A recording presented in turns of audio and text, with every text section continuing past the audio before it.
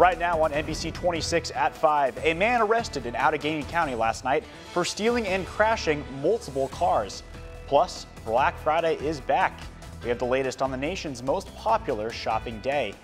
And with cold weather now upon us, people can now start to enjoy some winter activities.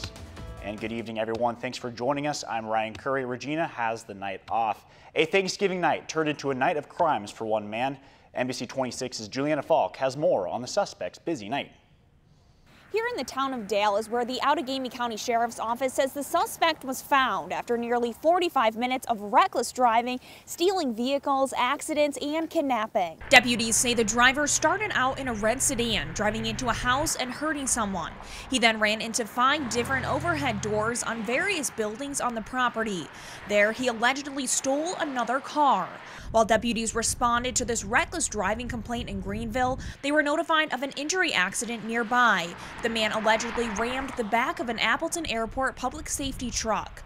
A bystander then stopped to help. The suspect stole the man's truck with a 13-year-old girl and rifle in it. Not long after, the girl was found at a gas station nearby unharmed. They used the Find My iPhone app on a phone left in the truck, tracking it to the town of Dale. While looking for the man, deputies learned of another hit-and-run accident in Medina by a car that matched the one involving the kidnapping. Deputies then located the truck in a field in Dale with the suspect inside. The driver suspect came to or decided he was going to try to leave, and so the officers were positioning themselves to prevent that from happening.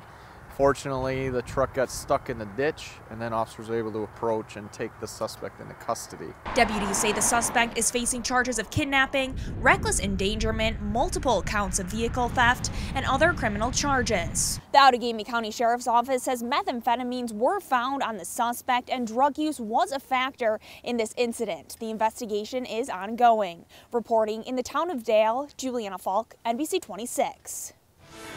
Well, experiencing one of the coldest Thanksgivings in the last several days, temps are now warming up, but just for a little. So, Gino, can you tell us how long these warm temps will last? Looks like just till tomorrow afternoon, Ryan. And actually, today was the warmest temperature that we've had in quite some time. 50 degrees. Wow. We have not seen that. Owen Wilson likes to say, wow, a lot of times. 50 degrees, our high temperature today. First one is since November 5th. That was the last time we saw a temperature of 50 degrees in November. We have been below average ever since then. And guess what? For the rest of this evening, we are going to remain relatively mild, low 40s. We're dropping down to an overnight low around 38 degrees, but we're tracking some rainfall moving in here. You see that moving in from the west. Now, there's another system behind this that could bring some snowfall for parts of the Badger State. I'll be timing all of this out coming up in just a bit. All right, thanks, Gino. Well, Black Friday is back again, which means many Americans are looking to check things off their holiday shopping list while saving money. NBC's Jolyn Kent has a look this year at the shopping frenzy. The Black Friday shopping rush is officially on. So crowded in there, I just can't believe it. After clearing their plates, shoppers across the country are ready to clear the shelves. Some braving freezing temps for hot sales. I'm wearing everything in 3 layers. An estimated 164 million people are planning to shop this weekend and on Cyber Monday, each spending an average of more than $1,000 over the holiday season. All right, let's go. Some shoppers didn't wait for the turkey to be served to get started. Did you miss Thanksgiving to stand in line? A little bit. We're going to have dinner late. Stores like Walmart, Macy's, and Best Buy opened their doors on Thanksgiving night as consumers lined up for deep discounts. But Black Friday is no longer just in stores. More than $1.75 billion were spent online on Thanksgiving Day. Some of the biggest sales are on electronics. The price tag of tablets slashed on average by 33%, televisions 22% off, and computers 16% off. The major markdowns come as iconic retailers like Sears and Kmart have closed hundreds of stores this year, partly because of the rising threat of Amazon. Companies also getting social to spread the word about sales and exclusive deals. And the holiday shopping here is just beginning. Today may be Black Friday, but you've got Small Business Saturday, tomorrow Cyber Monday, and of course Travel Tuesday. All of that adding up to potentially a record-breaking amount of spending by Americans all across the country. Jolyn Kent, NBC News, Glendale, California. Well, one person is dead and 2 others, including a 12-year-old girl, are injured after a shooting at an Alabama mall. Authorities in Hoover say the shooting happened after a fight broke out between 2 teenagers in the River Chase Galleria. One of the teens was struck and the other tried to flee the area, but he was confronted by 2 police officers who later shot and killed him. Officers say there was already heavy police presence at the mall in preparation for Black Friday shoppers. The 12-year-old girl was taken to the hospital for treatment. Well, coming up on NBC26 tonight here at 5, continuing coverage of the holiday shopping, we show you how people here in town are taking advantage of today's top bargains. But first, it's slightly warmer weather outside. We check back in with Gino because that might change coming up after the break. You're connected to NBC26 News at 5 with Regina On, Chief Meteorologist Cameron Moreland, and Sports Director Charlie Sakaitis. NBC26 News at 5, keeping you connected. And now, your NBC26 Storm Shield forecast with meteorologist Gino Recchia.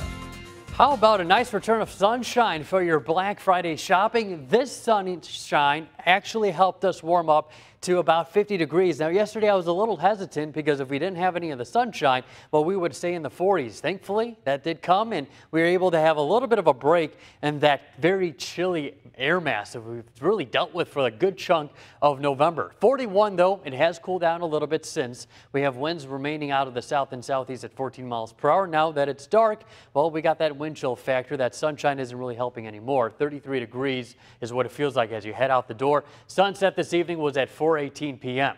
Up to the north, 38 in Antigo. Down to the south, it is 43 in Sheboygan, 41 in Sister Bay, and 44 degrees in Oshkosh right now. Winds still remaining a little breezy out of the south and southeast between 10 to as much as 20 miles per hour. Like in Sturgeon Bay, we're seeing a sustained wind out of the south at 20 miles per hour right now. The winds will actually change out of the west tomorrow once a cold front moves through.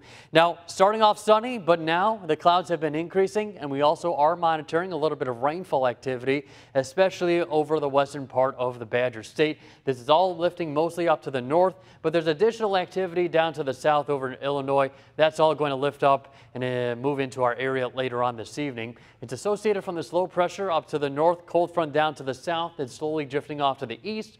And by tomorrow morning, we'll be adding on a little bit of rainfall. So here's how SkyCast pans it out. 7:30, rainfall starting to develop over the west and southern tier counties. Then as we get towards about 10:30, we start to see that rain moving in.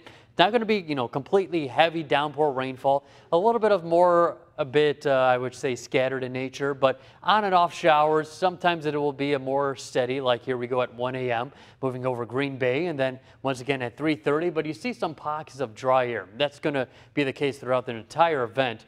By tomorrow morning, we start to see the remnants move out. We might have a few sprinkles by the mid-morning hours, but it looks like by the afternoon, all the rainfall should be moving out of northeast Wisconsin. So rainfall totals between about 2/10 to 3/10 of an inch of rain. Not a big soaking rain, but some areas could get upwards of closer towards a ½ inch. Now, once this system moves out of the area, our attention quickly turns to this system right here. We've been talking about it for many days now. Now moving onshore over the parts of the Pacific Northwest. Now, causing rains along the shoreline, but up towards the mountain and higher elevations, snows. And that is going to track across the Central Plains and then eventually into the Midwest. Now, the latest National Weather Service headlines do have some winter storm watches in parts of Illinois and also southern Wisconsin. Right now, nothing for the viewing area, and all has to do with the scenarios of where this storm system will track. Right now, most of the models showing it down to the south, but there is some data still showing parts of the Green Bay viewing area having a little bit of snow. So if the storm system lifts northward just a little bit, we will start to add a little bit of some of our counties into that snowfall forecast. Still keeping the chance of snow nonetheless for at least right now. 32 degrees, we should start to see the temperature, actually should be 38 degrees overnight. Then for tomorrow, we will be seeing temperature right around 42, west and southwest winds 10 to 15 miles per hour. Then we'll drop down below freezing Saturday night into Sunday. Chance of some snow. Right now looking better chance if, we had to place a bet that it'll be south of us, but still some data suggesting some snowfall in Green Bay, keeping the chance, and then it does look like a dry start to it next week. Yeah, so a little bit of a break today, but snow's coming right back. Yeah, first the rain, then the snow, and especially for anyone who's driving south, really have to pay attention. Yeah, well, thank you, Gino. Really appreciate it.